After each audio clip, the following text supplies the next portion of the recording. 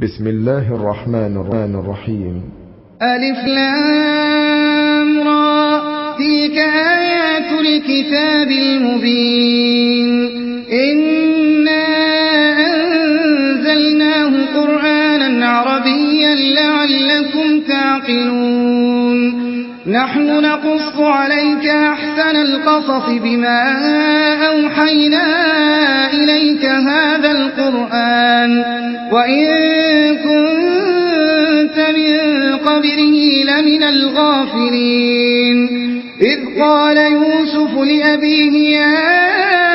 أبت إني رأيت 11 كوكبا والشمس والقمر رأيتهم لي ساجدين قال يا بني لا تقصص رؤياك على إخوتك فيكيدوا لك كيدا إن الشيطان للإنسان عدو مبين وكذلك يجتبيك ربك ويعلمك من تأويل الأحاديث ويتم نعمته عليك وعلى آل يعقوب كما أتمها على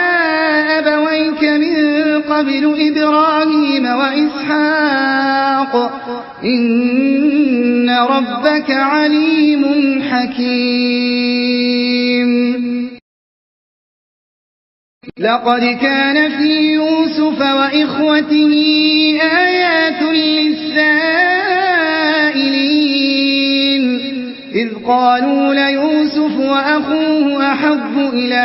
أبينا منا ونحن عصبة إن أبانا لفي ضلال مبين اقتلوا يوسف أو اطرحوه أرضا يخل لكم وجه أبيكم وتكونوا من بعده قوما صالحين قال قائل منهم لا تقتلوا يوسف وألقوه في غيابة الجب يلتقطه بعض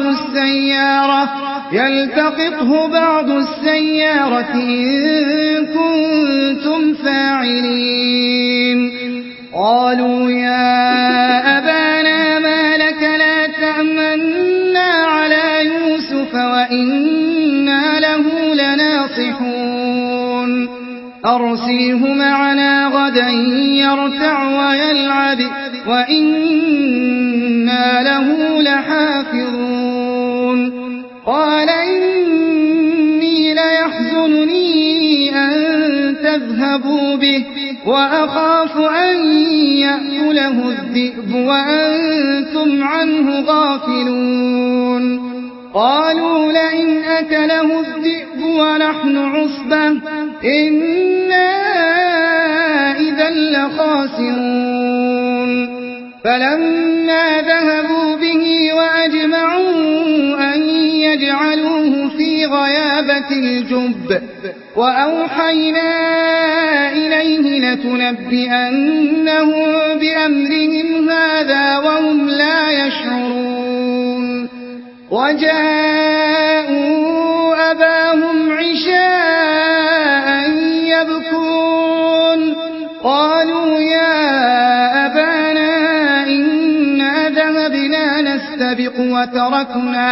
وتركنا يوسف عند متاعنا فأكله الذئب وما أنت بمؤمن لنا ولو كنا صادقين وجاءوا على قميصه بدم كذب قال بل سولت لكم أنفسكم أمرا فصبر جميل والله المستعان على ما تصفون وجاءت سيارة فأرسلوا واردهم فأدلى دلوه قال يا بشرى هذا غلام وأسروه بضاعة والله عليم بما يعملون وشروه بثمن بخس دراهم معدودة وكانوا فيه من الزاهدين وقال الذي اشتراه من مصر لامرأته أكرمي مثواه عسى أن ينفعنا أو نتخذه ولدا وكذلك مكنا ليوسف في الأرض ولنعلمه من تأويل الأحاديث والله غالب على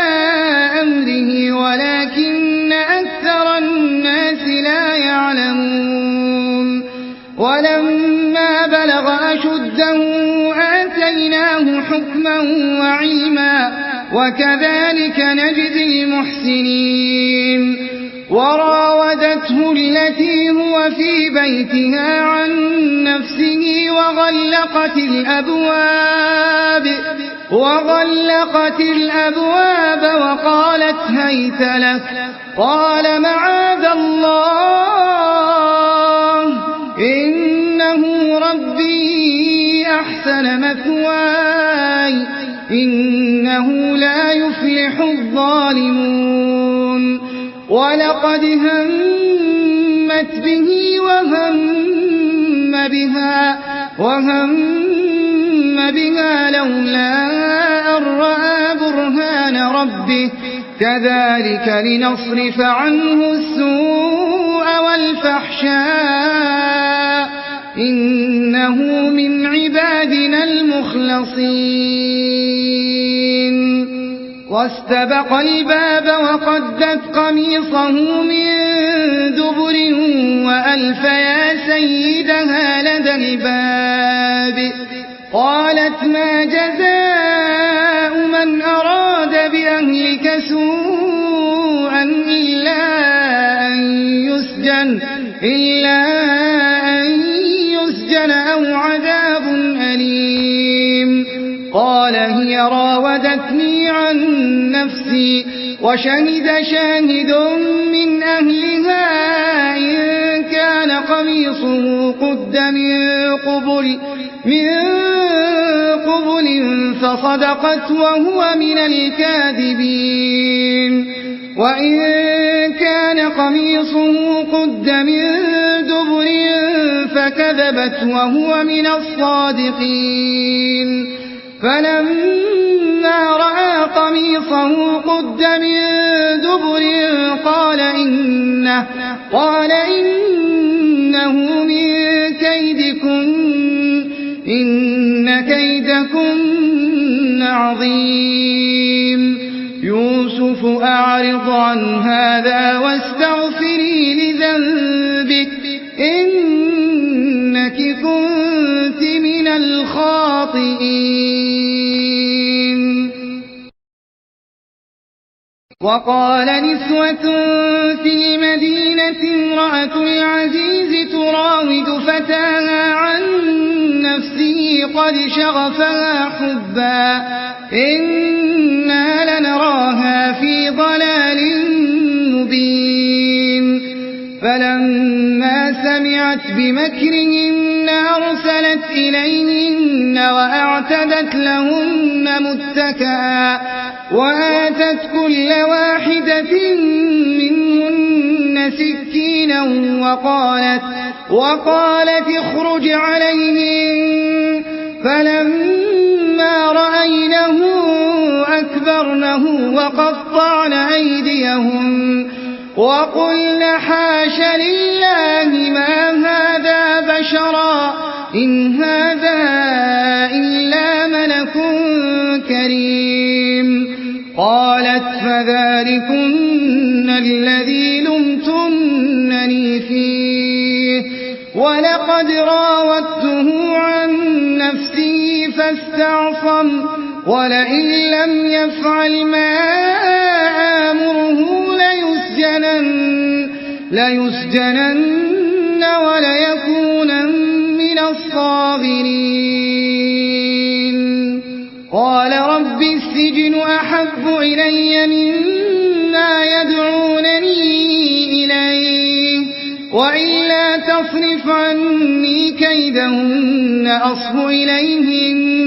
أصب إليهن وأكن من الجاهلين فاستجاب له ربه فصرف عنه كيدهن إنه هو السميع العليم ثم بدا لهم من بعد ما رأوا الآيات ليسجننه حتى حين ودخل معه السجن فتيان قال أحدهما إني أراني أعصر خمرا وقال الآخر إني أراني أحمل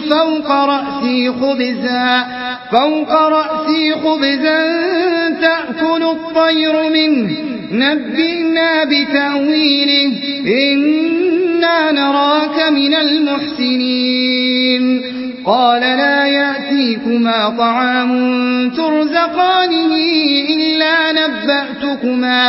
إلا نبأتكما بتأويله قبل أن يأتيكما ذلكما مما علمني ربي إني تركت ملة قوم لا يؤمنون بالله وهم بالآخرة هم كافرون واتبعت ملة آبائي إبراهيم وإسحاق ويعقوب ما كان لنا أن نشرك بالله من شيء ذلك من فضل الله علينا وعلى الناس ولكن أكثر الناس لا يشكرون يا صاحبي السجن أأرباب متفرقون خير أم الله الواحد القهار ما تعبدون من دونه إلا أسماء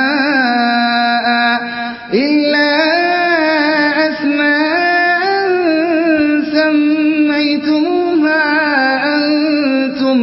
أنتم وآباؤكم ما أنزل الله بها من سلطان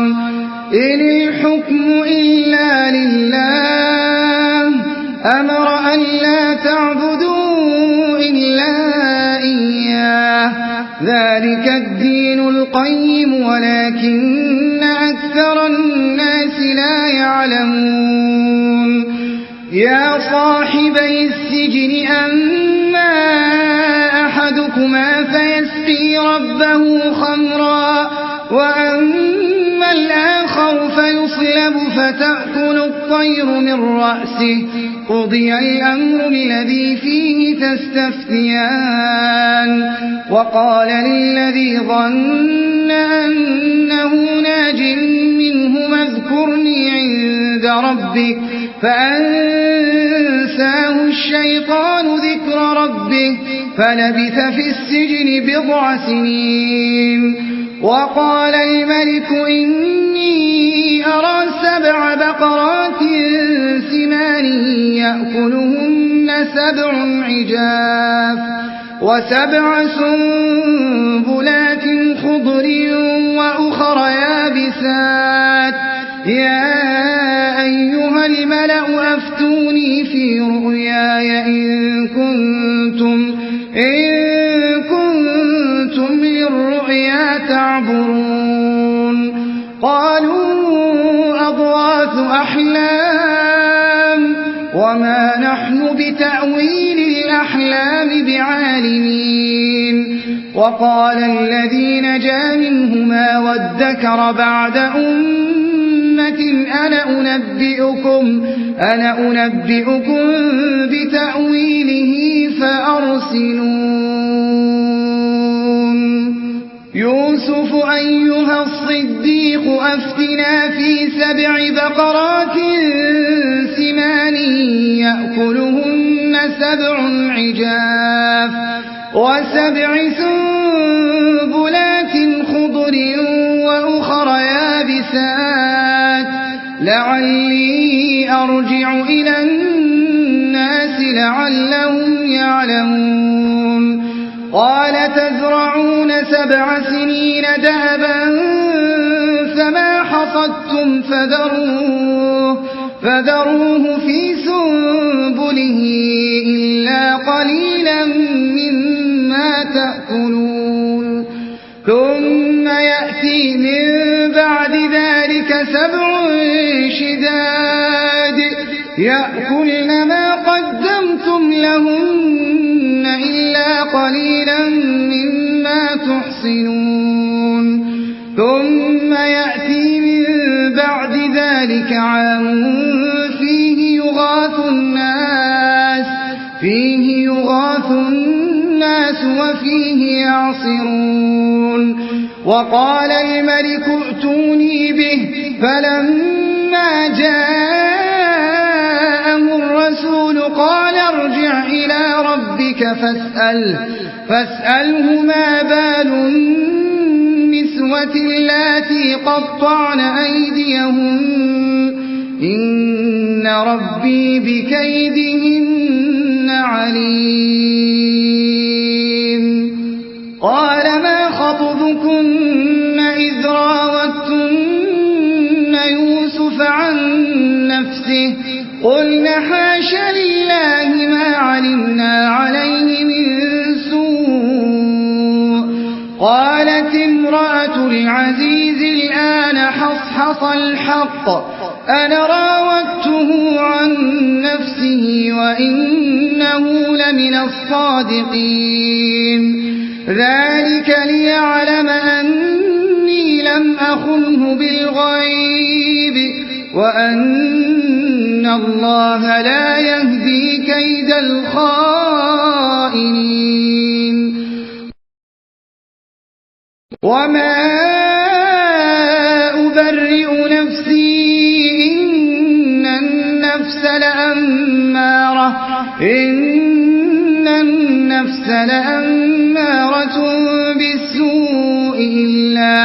إلا ما رحم ربي إن ربي غفور رحيم وقال الملك ائتوني به أستخلصه لنفسي فلما كلمه قال إنك اليوم لدينا مكين أمين قال اجعلني على خزائن الأرض إني حفيظ عليم وكذلك مكنا ليوسف في الأرض يتبوأ منها حيث يشاء نصيب برحمتنا من نشاء ولا نضيع أجر المحسنين ولأجر الآخرة خير للذين آمنوا وكانوا يتقون وجاء إخوة يوسف فدخلوا عليه فعرفهم وهم له منكرون ولما جهزهم بجهازهم قال ائتوني بأخ لكم من أبيكم ألا ترون أني أوفي الكيل وأنا خير المنزلين فإن لم تأتوني به فلا كيل لكم عندي ولا تقربون قالوا سنراود عنه أباه وإنا لفاعلون وقال لفتيانه اجعلوا بضاعتهم في رحالهم لعلهم يعرفونها إذا انقلبوا إلى أهلهم لعلهم يرجعون فلما رجعوا إلى أبيهم قالوا يا أبانا منع منا الكيل فأرسل معنا أخانا نكتل وإنا له لحافظون قال هل آمنكم عليه إلا كما أمنتكم على أخيه من قبل فالله خير حافظا وهو أرحم الراحمين. ولما فتحوا متاعهم وجدوا بضاعتهم ردت إليهم قالوا يا أبانا ما نبغي هذه بضاعتنا ردت إلينا ونمير أهلنا ونحفظ أخانا ونزداد كيل بعير ذلك كيل يسير. قال لن أرسله معكم حتى تؤتون موثقا من الله لتأتونني به إلا أن يحاط بكم فلما آتوه موثقهم قال الله على ما نقول وكيل. وقال يا بني لا تدخلوا من باب واحد وادخلوا من أبواب متفرقة وما أغني عنكم من الله من شيء إن الحكم إلا لله عليه توكلت وعليه فليتوكل المتوكلون. ولما دخلوا من حيث أمرهم أبوهم ما كان يغني عنهم من الله من شيء إلا حاجة في نفس يعقوب قضاها وإنه لذو علم لما علمناه ولكن أكثر الناس لا يعلمون. ولما دخلوا على يوسف آوى إليه أخاه قال إني أنا أخوك فلا تبتئس بما كانوا يعملون. فلما جهزهم بجهازهم جعل السقاية في رحل أخيه ثم أذن مؤذن أيتها العير إنكم لسارقون. قالوا وأقبلوا عليهم ماذا تفقدون قالوا نفقد صواع الملك ولمن جاء به حمل بعير وأنا به زعيم. قالوا تالله لقد علمتم ما جئنا لنفسد في الأرض وما كنا سارقين. قالوا فما جزاؤه إن كنتم كاذبين. قالوا جزاؤه من وجد في رحله فهو جزاؤه كذلك نجزي الظالمين. فبدأ بأوعيتهم قبل وعاء أخيه ثم استخرجها من وعاء أخيه كذلك كدنا ليوسف ما كان ليأخذ أخاه في دين الملك إلا أن يشاء الله نرفع درجات من نشاء وفوق كل ذي علم عليم. قالوا إن يسرق فقد سرق أخ له من قبل فأسرها يوسف في نفسه ولم يبدها لهم قال أنتم شر مكانا والله أعلم بما تصفون قالوا يا أيها العزيز إن له أبا شيخا كبيرا فخذ أحدنا مكانه إنا نراك من المحسنين قال معاذ الله أن نأخذ إلا من وجدنا متاعنا عنده إنا إذا لظالمون فلما استيئسوا منه خلصوا نجيا قال كبيرهم ألم تعلموا أن أباكم قد أخذ عليكم موثقا من الله ومن قبل ما فرطتم في يوسف فلن أبرح الأرض حتى يأذن لي أبي أو يحكم الله لي وهو خير الحاكمين ارجعوا إلى أبيكم فقولوا يا أبانا إن ابنك سرق وما شهدنا إلا بما علمنا وما كنا للغيب حافظين واسأل القرية التي كنا فيها والعير التي أقبلنا فيها وإنا لصادقون قال بل سولت لكم أنفسكم أمرا فصبر جميل عسى الله أن يأتيني بهم جميعا إنه هو العليم الحكيم وتولى عنهم وقال يا أسفا على يوسف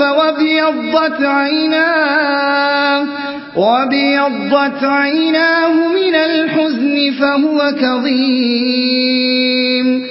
قالوا تالله تفتأ تذكر يوسف حتى تكون حرضا أو تكون من الهالكين قال إنما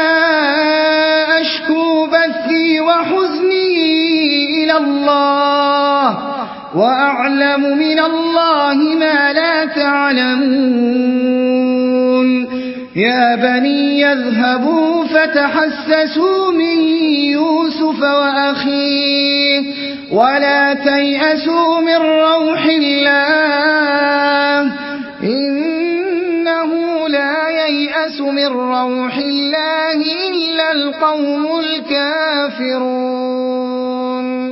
فلما دخلوا عليه قالوا يا أيها العزيز مسنا وأهلنا الضر وجئنا ببضاعة مزجاة فأوف لنا الكيل وتصدق علينا إن الله يجزي المتصدقين قال هل علمتم ما فعلتم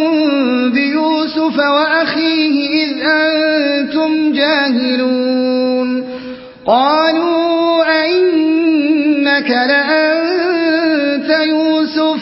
قال أنا يوسف وهذا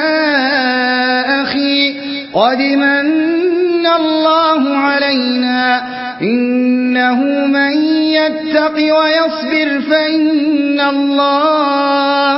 فإن الله لا يضيع أجر المحسنين قالوا تالله لقد آثرك الله علينا وإن كنا لخاطئين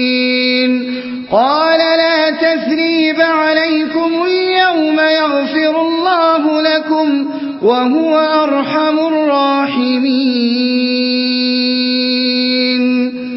إذ اذهبوا بقميصي هذا فألقوه على وجه أبي يأت بصيرا وأتوني بأهلكم أجمعين. ولما فصلت العير قال أبوهم إني لأجد ريح يوسف لولا أن تفندون. قالوا تالله إنك لفي ضلالك القديم. فلما أن جاء البشير ألقاه على وجهه فارتد بصيرا. قال ألم أقل لكم إني أعلم من الله ما لا تعلمون. قالوا يا أبانا استغفر لنا ذنوبنا إنا كنا خاطئين.